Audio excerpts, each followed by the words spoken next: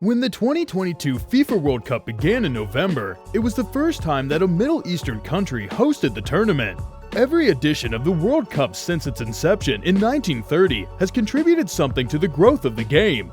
In this episode, we'll take a look back at some of the tournament's most memorable firsts and see how they've evolved into commonplace as the World Cup is spread across the globe. Number 1.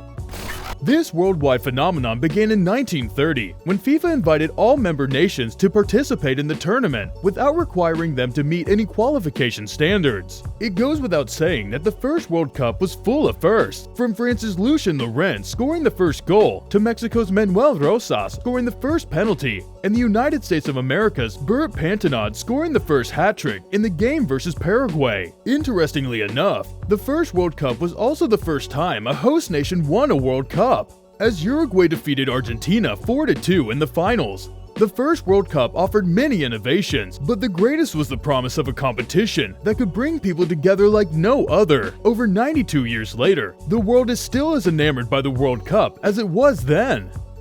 Number 2. To ensure that only the best teams make it to the finals, a qualifying round was introduced for the second World Cup in 1934, and African nations were included for the first time. Egypt was one of the qualifying teams. It was also the first time that the World Cup had group stages, with 16 nations competing in the preliminary round before the format was changed to a knockout event. Number 3.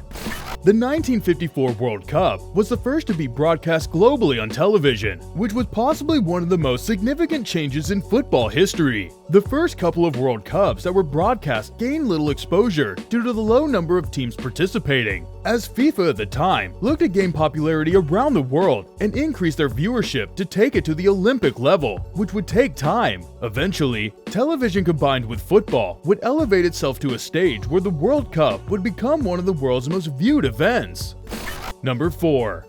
In the 1970 World Cup, as a means for disciplining players for dirty play. In the 1962 World Cup, fans noticed the games being played a little rough as opposing teams tried to bring down great names in football history to give their side an advantage. The introduction of cards led to a more disciplined style of play from the physically tougher sides.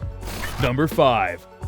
The 1982 World Cup saw the introduction of group games being played simultaneously. This change was brought about by the disgrace of the Gazan, an infamous match that saw Germany and Austria play out a tasteless 1-0 tie. Both teams needed the same score to move on to the next round. Because of what happened in Gazan, FIFA set up games in the same group at the same time to make sure nothing else happened like that.